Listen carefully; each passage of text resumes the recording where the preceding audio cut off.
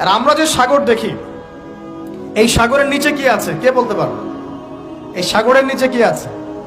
এই সাগরের নিচে আছে আগুন। কি আছে? আগুন। কিয়ামতের মাঠে এই বঙ্গোপসাগরে আগুন লেগে যাবে। মানুষ কি বিশ্বাস করতে পারে? এখন যে সাগরটা দেখছেন পানি ভর্তি মহাসাগর, এখানে আগুন লেগে যাবে, আগুন দিয়ে সাগর জ্বলতে থাকবে।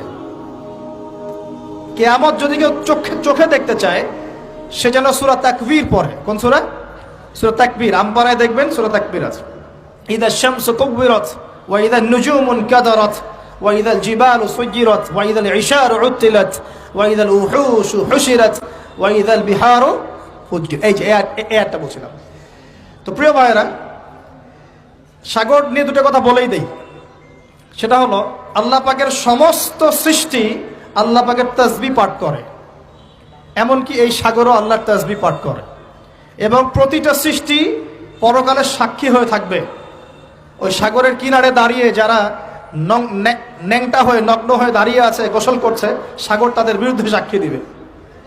ওখানে দাঁড়িয়ে যারা গাঁজা খাচ্ছে, ফেন্সিডিল খাচ্ছে, ইয়াবা খাচ্ছে, সমকামিতা করছে, গান বাজনা করছে, সাগর ওদের বিরুদ্ধে সাক্ষী দিবে।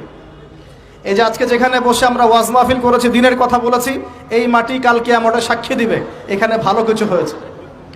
গোপনে যেখানে জেনা করেছেন পতিতালয়ে, সেই পতিতালয়ের মাটি আপনার বিরুদ্ধে সাক্ষী দিবে। আল্লাহ পাকের প্রত্যেকটা সৃষ্টি আল্লাহর কাছে সাক্ষী প্রদান করবে আমাদের বিরুদ্ধে অথবা পক্ষে। আল্লাহ আমাদেরকে বোঝার তৌফিক দান করুন।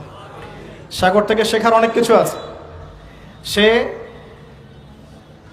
নীরবে আল্লাহ পাকের হুকুম পালন করে যায়। কখনো কি সে হুকুম পালন করতে থেমে যায়? আসমানের পাখির দিকে হেদায়েত আছে, তারা আল্লাহ পাকের তাসবিহ পাঠ করে।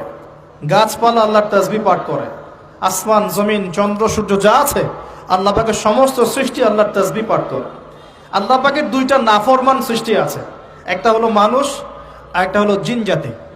এই দুটোই সবচেয়ে নাফরমান সৃষ্টি। ওইদিকে আমি পরে আসছি। সাগর কি শেখায়?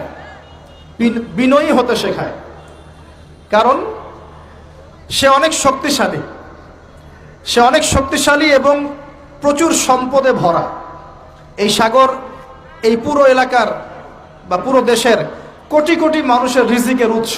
এই সাগর, তার ভিতরে আল্লাহ রিজিক আছে, সম্পদ আছে।